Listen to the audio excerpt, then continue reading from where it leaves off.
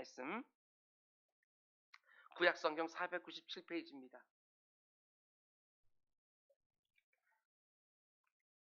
사무엘하 20장 1절부터 22절까지 말씀 가운데 우리 1절과 2절 말씀만 우리 함께 봉독하도록 하겠습니다. 마침 거기에 불량배 하나가 있으니 그의 이름은 세바인데 베냐민 사람 비그리의 아들이었더라. 그가 나팔을 불며 이르되 우리는 다윗과 나눌 분깃이 없으며 이새의 아들에게서 받을 유산이 우리에게 없도다.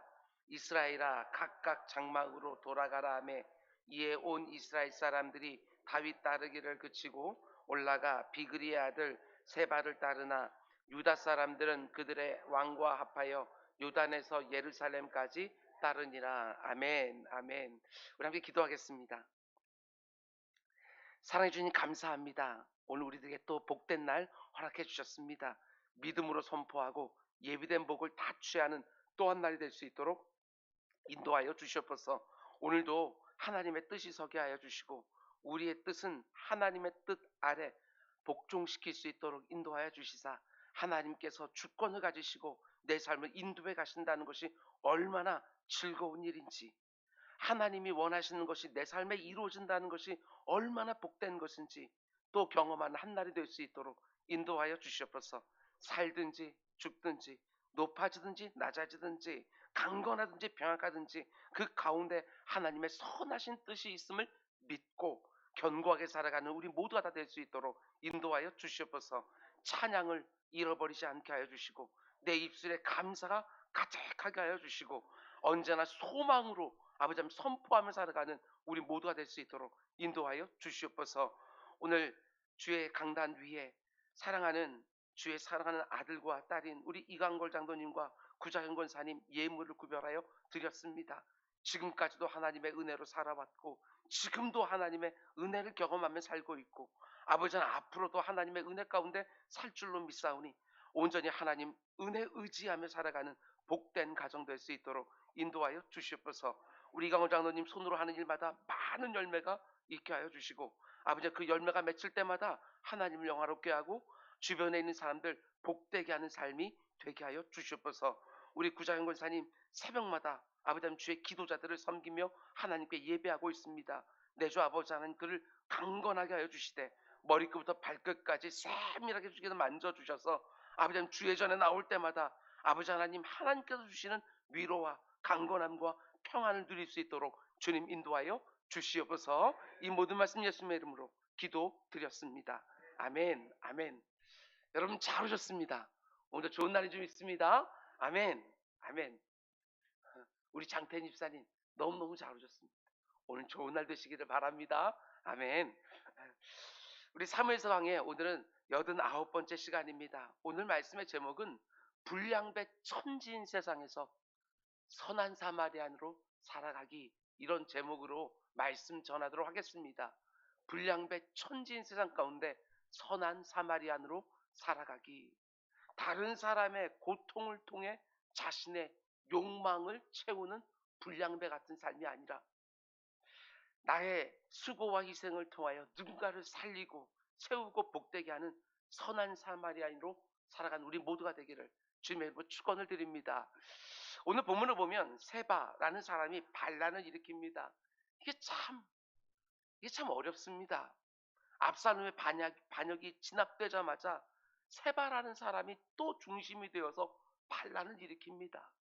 세바라는 사람은 베냐민 지파지요. 사울 왕이 속해 있는 베냐민 지파를 중심으로 하여 또 반란이 일어나는 것입니다. 자기 아들 압살롬의 반역으로 피난길에 있었던 다윗 왕이 반역을 진압하고 이제 예루살렘으로 돌아가게 되었었는데 누가 그 옆에 서서 왕을 호위해서 돌아오느냐? 이게 뭐게 대수라고? 그 문제를 놓고 다윗이 속한 유다 지파와 나머지 지파들이 싸우는 가운데 세바라는 사람이 반란을 일으키는 것이지요. 그런데 세바라는 사람을 가리켜 오늘 본문이 뭐라고 표현하고 있는지를 잘 보시기 바랍니다.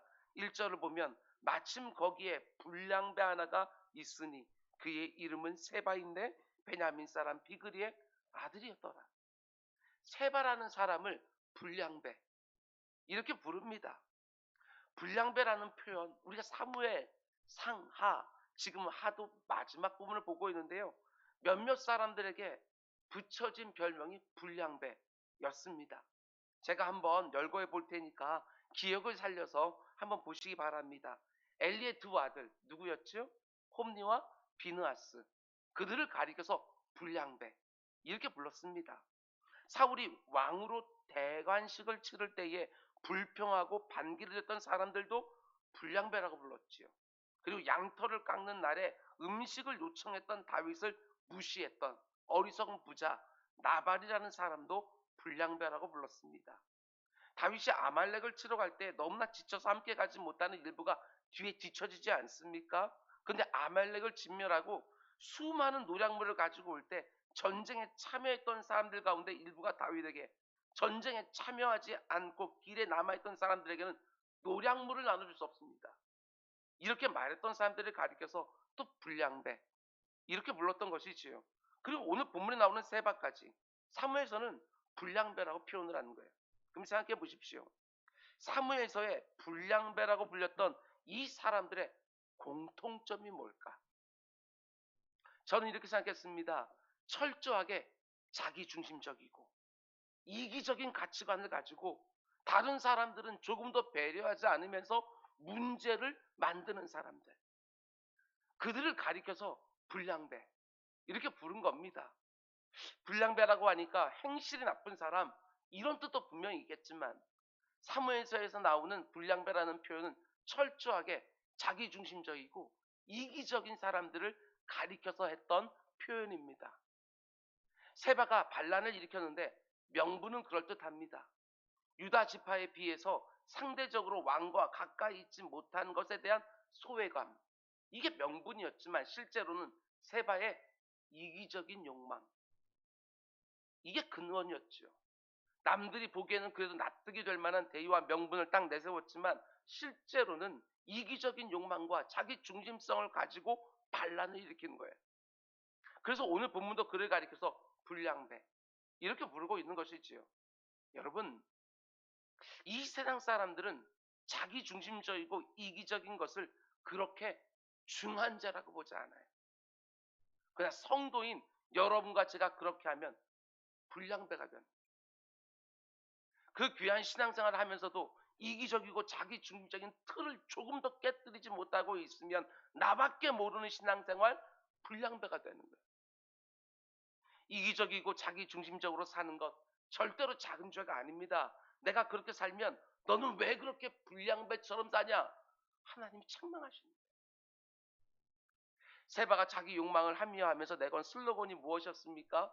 1절 하반절을 보면 그가 나팔을 불며 이르되 우리는 다윗과 나눌 분깃이 없으며 이새의 아들에게서 받은 유산이 우리에게 없도다. 한마디로 다윗이 자기 지파인 유다 지파만 챙긴다. 우리는 소홀히 대한다. 이 말하는 것이지요. 그러면서 다른 모든 지파들을 규합하려고 하는 거예요. 이와 똑같은 슬로건을 가진 사람이 후대에 또 나와요. 여러분, 솔로몬의 아들이 르호보암 아닙니까? 솔로몬의 뒤를 이어서 르호보암이 왕이 되려고 할 때 여로보암이 반란을 일으켜요. 그리고 10개의 지파를 규합해서 북이스라엘을 만들어요. 통일 이스라엘이 북이스라엘과 남유다로 나뉘어질 때에도 똑같은 슬로건이 있었어요. 여로보암이 솔로몬의 아들 르호보암을 찾아가서 아버지 솔로몬이 우리에게 심한 노역을 시켰으니까 이제 우리를 좀 넉넉하게 해주십시오. 자유롭게 해주십시오. 요구했을 때 르호보암이 그 요구를 거절하지요. 근데 여로보암이 똑같은 슬로건을 내겁니다. 우리가 다윗 집안하고 무슨 관계가 있느냐? 아무 분깃과 유산도 나누지 않았지 않느냐? 그러면서 10개의 지파를 규합해서 북이스라엘이라는 나라를 세우게 되지요. 여러분, 세바라는 사람과 여로보암만 그런 게 아닙니다. 역사 속에 등장했던 모든 분리주의자들은 똑같은 슬로건을 내걸었어요. 분리주의자는 늘 이런 논리를 세워서 자신의 거사를 일으키죠. 우리가 홀대받고 있다. 그럼 다윗은요, 우리가 잘 아는 것처럼 이스라엘이라는 제일 위대한 성군이고요. 하나님 마음에 합한 사람이라는 성경의 평가도 있어요. 열왕기서나 역대기를 보면 모든 기준이 다 다윗 아닙니까? 다윗과 같이 하나님 앞에 선했다. 다윗과 다르게 하나님 앞에서 악했다. 모든 기준이 다 다윗인 거예요. 그런데 그렇게 선한 왕, 하나님 마음에 합한 왕이 통치하고 있는데도 세바와 같은 분리주의자들의 선동에 10개의 지파가 요동치고 있는 거예요. 이 땅에 세워진 교회들도 마찬가지입니다. 이런저런 논리와 주장을 내세우면서 사람들의 마음을 규합하여 주님의 몸된 교회가 두 개, 세 개로 분리되고 나눠지고 쪼개지는 것이지요. 우리 교회는 지난 41년 동안 교회가 나누어지고 쪼개지고 갈라지는 아픔을 한 번도 경험하지는 않았지만 아닙니다. 늘 깨어서 경성하고 있어야 됩니다. 왕 옆에 누가 호위하느냐, 이 일 가지고도 반란이 일어나요. 이게 인생들이에요. 늘 깨어서 경성해야 되는 거예요. 분리를 경험한 수많은 교회들 역시 자기들이 섬기는 교회에서 그런 일이 일어날 줄은 상상도 못했을 거예요. 근데 왜 그렇게 많은 교회들이 나누어지고 쪼개지고 갈라질까? 그 이유는 수도 없이 많을 거예요. 그런데 제가 생각할 때는 성도들이 일반적으로 교회에 대해서 너무 모른다. 이런 생각이 들어요. 교회가 어떤 곳인지를 잘 알지를 못한다. 어떤 사람들은 교회를 너무 이상적으로 생각하면서 현실에 불완전한 교회를 너무 과도하게 비판하기도 하고, 또 어떤 사람들은 교회를 너무 현실적으로 바라보면서 세상의 방식으로 교회를 움직이려 하고. 아닙니다. 둘 다 문제지요. 이 땅에 세워진 교회들 안에 일정한 정도의 불완전함이 있다는 것을 인정하고, 그럼에도 불구하고 교회의 머리가 되시는 주님을 인정하면서 성령이 하나 되게 하신 것을 힘써 지켜내려고 자신의 생각과 주장을 꺾어내야 되는 것이지요. 아무리 명분과 슬로건이 그럴듯하게 들린다 할지라도 아닙니다. 절대로 아닙니다. 교회 리더십에 심각한 문제가 객관적으로 드러나거나, 그런데도 그 문제에 대한 적절한 회개가 따르지 않는다면 혹 몰라도 교회의 하나됨을 위협하는 사람들을 가리켜 성경은 불량배 이렇게 부르는 것이지요. 조심하셔야 됩니다. 불량배가 돼서는 안 돼요. 이어지는 구절들을 보면 세바가 반란을 일으켰는데요. 다윗이 그 반란을 진압할 총사령관을 세우는데 이게 참 희한합니다. 누구를 세우지요? 4절 말씀 보십시오. 왕이 아마사에게 이르되 너는 나를 위하여 3일 내로 유다 사람들을 큰 소리로 불러 모으고. 아마사라는 사람을 임명하는데요. 아마사가 어떤 사람이었느냐? 이게 참 놀라운 거예요. 얼마 전에 반란을 일으켰던 압살롬의 군대 장관이 아마사예요. 반란을 일으켰던 압살롬에게 붙어 있었던 유다 지파 장군, 그게 바로 아마사예요. 다윗과 수십 년을 함께했던 요압이나 요압의 아우인 아비새에게 모든 군사를 맡긴 것이 아니라 압살롬의 군대 장관이었던 아마사를 반란을 진압할 총사령관으로 세운 거예요. 왜 이렇게 했을까? 다윗이 왜 요압 장군을 안 세우고 아마사를 세웠을까? 학자들은 이렇게 추론합니다. 자기 아들 압살롬을 죽인 요압에 대해서 상당히 섭섭했던 것이 아니었을까? 그렇게 신신당부하면서 내 아들 압살롬을 너그럽게 대해줘라. 절대로 죽이지 마라. 명령했는데도 요압이 왕의 명령을 어기고 압살롬을 주저없이 죽였습니다. 그 섭섭함에 요압에게 안 맡긴 게 아닐까? 학자들은 그렇게 추론하는 거예요. 그래서 아마사라는 사람에게 세바가 이끄는 반란군을 진압하는 총사령관을 맡겨서 사흘 안에 군대를 모아오도록 유다 지파로 보냈는데, 아마사도 유다 지파 출신이니까 어떻게 됩니까? 군대를 못 모읍니다. 왜 사흘 안에 모아오라고 했을까? 세바의 반란의 가장 중요한 관건은 세바가 세력을 더 모으기 전에 진압을 해야 되는 거예요. 세력을 다 모으면 너무나 수고로운 긴 싸움이 해야 될지도 모르기 때문에 아주 속전속결로 이 반란을 진압하기 위하여 아마사에게 사흘 안에 군대를 모아오라고 명령했는데 모으지를 못하는 거예요. 당연하지 않겠습니까? 압살롬 편에 서서 장수라던 사람이 다윗 편에서 다시 장수를 하려고 하니까 유다 지파 사람들이 호응을 안 해주는 거예요. 그래서 다윗이 어떻게 합니까? 이번에 아비새를 시켜서 군사를 모으라고. 그래서 빨리 세바를 진압하라고. 아비새에게. 여러분, 그러니까 갑자기요, 군대 장관이 둘이 되었어요. 아마사와 아비새. 참 재밌는 것은 요압은 끝까지 안 세워요. 이게 참 묘한 상황이 된 거 아닙니까? 아마사와 요압과 아비새 형제. 그 둘 사이에 아주 묘한 긴장감이 흐르기 시작을 하는데, 여러분, 그 사이 요압이 이제 어떻게 합니까? 순순히 물러날 요압이 아니에요.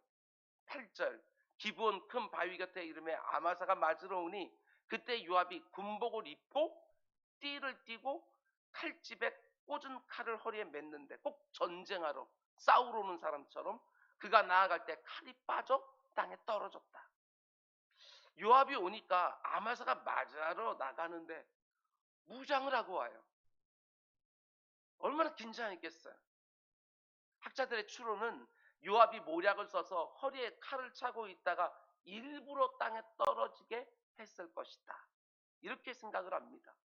요압의 칼이 땅에 떨어지니까 아마사가 어떻게 합니까? 환심했지요.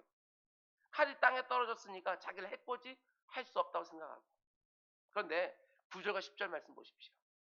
요압이 아마사에게 이르되 내 형은 평안하냐 하며 오른손으로 아마사의 수염을 잡고 그와 입을 맞추려는 체하매 아마사가 요압 손에 있는 칼은 주의하지 아니하니라. 요압이 칼로 그의 배를 찔렀다. 칼이 땅에 떨어졌는데 희한하게 요압의 손에 또 칼이 들려 있어요. 땅에 떨어져 있는 칼을 도로 집은 것이 아닙니다. 아마사가 미처 발견하지 못한 작은 칼을 숨겼던 것이지요. 그리고 그 칼로 아마사를 죽인 거예요. 여러분, 요압의 이 모습 어떻게 보이십니까? 앞에서 말씀드렸습니다. 세바는 불량배라. 자기밖에 모르는 이기적인 자기 중립성을 가진 불량배인데 요압 역시 조금도 안 다릅니다. 요압도 불량배입니다. 자신의 욕망과 욕심에 사로잡혀서 마음에 안 드는 사람들은 다 죽이는 포악하고 잔인한 사람이 요압이에요. 다윗이 자기를 군대장관으로 세우지 않았습니다. 그런데 왕이 군대장관으로 세운 사람을 조금도 주저하지 아니하고 죽이는 거예요. 세바는 반란을 일으켰고 요압은 반란을 진압해야 되는 장수인데 둘 다 똑같이 불량배. 어떤 면에서는 요압은 더 잔인하고 포악한 불량배입니다. 다윗 곁에 있지만 더 포악하고 더 악한 거예요. 세바는 다윗을 반대하는 불량배이고 요압은 다윗 곁에 있는 더 나쁜 불량배이고, 자기밖에 모릅니다. 절대로 자기 자리 남에게 줄 수가 없는 거예요. 하나님 나라를 세워가고 있는 다윗 곁에도 요압 같은 사람이 있었다. 우리 그걸 보아야 돼요.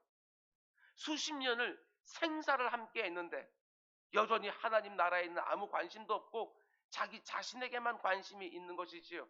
자신이 전부입니다. 대의가 중요한 것이 아니라 내 욕망이 중요한 거예요. 우리가 지금까지 본 것처럼 요압은요, 오늘 본문에서 아마사만 죽인 게 아니에요. 다윗이 헤브론 땅에서 왕이 되었을 때 사울 집안에는 여전히 그 왕을 이스보셋을 세워가지고서 대적하고 있었거든요. 근데 이스보셋 집안을 실제적으로 통치하고 있던 사람이 누구였어요? 여러분, 거기에 군대 장관이었던 여러분 아브넬이라는 사람이 있거든요. 그 아브넬이 평화조약을 맺으러 와요. 그때 평화조약을 맺었으면 다윗은요 7년이나 빠르게 통일 이스라엘의 왕이 될 수 있었어요. 근데 그때 이 요압이 어떻게 합니까? 아브넬을 개인적인 원한으로 칼로 찔러 죽여요. 그때도 그림이 오늘하고 비슷해요. 뿐만 아니라 여러분 다윗의 아들인 압살롬도 죽이지 않았습니까? 요압이 일평생 충성스럽게 다윗을 보좌했지만 여전히 자기 중심성이 깨지지 않고 있는 것이지요. 자기 자리를 넘보는 사람을 용납하지 못하는 또 다른 불량배로 등장하고 있는 거예요. 자기 중립성을 도무지 깨뜨리지 못하고 문제를 일으키는 불량배. 여러분, 남 이야기로만 들으면 안 되는 거예요. 내 자신을 순간순간 점검하셔야 돼요. 저 같은 목회자가 불량배가 되는 경우도 비일비재하고 이런저런 간증을 쏟아내는 그럴듯한 성도들을 보더라도 잘 보면 자아가 깨져 있는 사람들을 찾아보기가 정말 쉽지가 않아요. 자아가 깨져 있는 사람. 말해서 대화하다 보면 여전히 자기 자신이 생생하게 살아있어요. 자기 부인, 이게 없는 거예요. 간증은 숱하게 많은데 자기가 살아서 펄떡펄떡거리는 것이지요. 하나님의 은혜를 간증하는 것 같은데 자기 방식, 자기 논리, 자기 자신이 그대로 살아있는 거예요. 아닙니다. 우리가 믿는 기독교는 그런 종교가 아닙니다. 우리 구주가 보여주신 것처럼 내가 죽어서 남을 살리는 종교가 우리 기독교입니다. 내가 희생하고 수고해서 내 옆에 있는 사람들을 복되게 하는 것이 기독교가 우리를 데리고 가고 싶어하는 자리인 거예요. 우리 구주 예수를 믿는 표시 중에 가장 중요한 증거는 이런 불량배들과는 다르게 자기 중심성과 이기심으로부터 깨뜨려진 모습이 점점 더 많이 드러나야 그게 진짜인 거예요. 그게 바로 성화의 증거인 거예요. 명분을 어떻게 갖다 붙이느냐, 이게 중요한 것이 아니라 그 중심에 내가 아닌 하나님과 이웃이 있어야 그게 진짜가 되는 것이지. 여러분, 깨뜨려야 됩니다. 계속해서 내 뼛속까지 깊이 배어있는 이 자기 중성을 계속해서 깨뜨려 가야 되는 거예요. 나밖에 모르는 신앙생활 아닙니다. 그렇게 어리석게 신앙생활하면 절대로 안 되는 거예요. 이번 특별 새벽 기도회 때 우리가 진지하게 살펴본 것처럼 그분은 흥하여야 되겠고 나는 쇠하여야 하리라. 그래야 하나님께 영광이 돌려지고 내 곁에 있는 사람들이 생명을 얻기 시작하는 거예요. 내 안에 있는 자기 중립성과 이기적인 사고체계가 무너지고 쇠해져야 진짜 그리스도인처럼 이 땅을 살게 되는 것이지요. 요압은 다윗 옆에 붙어있는 불량배이고 세바는 다윗을 반대하는 불량배이고 하나님이 세우시는 나라를 한쪽은 위하는 것 같고 한쪽은 대적하는 것 같지만 아닙니다. 둘 다 하나님 나라와는 관계없는 불량배인 거예요. 여러분, 오늘 우리가 살아가는 이 사회를 보면 세바와 같은 사람, 요압과 같은 사람, 둘 다 대척점에 서 있지만 똑같은 불량배들이 얼마나 많은지 모릅니다. 말은 정말 근사하게 말하지만 자기밖에 모르는 불량배 천진 세상 가운데 여러분과 제가 살고 있는 거예요. 여러분, 다르게 살아야 됩니다. 하나님을 사랑하는 마음을 가지고 사람들을 신실하게 위하고 섬기고 복되게 하면서 여러분과 제가 살아야 그래도 이렇게 자기밖에 모르는 악한 세상이요 조금이라도 순화되지 않겠냐. 오늘 하루 살아가면서 세바와 요압같이 자기 중심성과 이기적인 욕망을 가지고 나를 위해서만 사는 불량배의 삶이 아니라 어렵고 힘든 사람들을 위하여 내 시간과 내 물질과 내 안전을 함께 나눈다고 하는 선한 사마리아인으로 사는 우리 모두가 될 수 있기를 원합니다. 오늘 하루, 오늘 이 새벽에 이 말씀 듣고 하루를 출발하지 않습니까? 오늘 하루 살아가는 동안 순간순간 되새기기 바랍니다. 적어도 오늘 하루만이라도 선한 사마리아인으로 살고 싶다. 오늘 하루만이라도 선한 사마리아인으로 살고 싶다. 계속해서 되새기면 틀림없습니다. 나의 도움과 섬김이 필요한 강도 만난 사람을 꼭 보게 될 거예요. 하나님은 꼭 여러분들 눈에 오늘 큰 건 아니라도 작은 도움과 작은 섬김, 그것으로도 큰 힘과 위로를 얻을 수 있는 강도 만난 사람 하나 정도는 하나님 꼭 보여주실 거예요. 불량배처럼 사는 것이 아니라 선한 사마리아인으로 살아가면서 어렵고 힘든 사람들을 위하여 살아가며 내가 있는 그곳을 이 추운 날씨에 조금이라도 따뜻하게 만드는 여러분과 제가 될 수 있기를 주님의 이름으로 축원드립니다. 우리 기도하겠습니다. 사랑의 주님, 날씨도 참 춥지만 사람들의 마음 씀씀이는 더 춥습니다. 내 주 아버지 하나님, 이렇게 추운 날씨 가운데 주의 말씀을 들은 주의 사랑하는 성도들이 기도의 자리에서 자기 중심성과 이기적인 욕망들을 꺾으면서 오늘 하루 살아갈 때 선한 사마리아인으로 이곳저곳을 다니면서 그 가운데 속에 따뜻한 주님의 마음을 퍼뜨리는 사람들 다 될 수 있도록 인도하여 주시옵소서. 오늘도 아버지 하나님, 하루를 살 터인데 나를 만난 사람들이 따뜻한 말 한마디, 따뜻한 차 한 잔, 따뜻한 도움과 덕담, 위로의 말들 아버지 하나님 들을 수 있는 한 날 될 수 있도록 주님 인도하여 주시옵소서. 이 모든 말씀 예수님의 이름으로 기도드렸습니다. 아멘.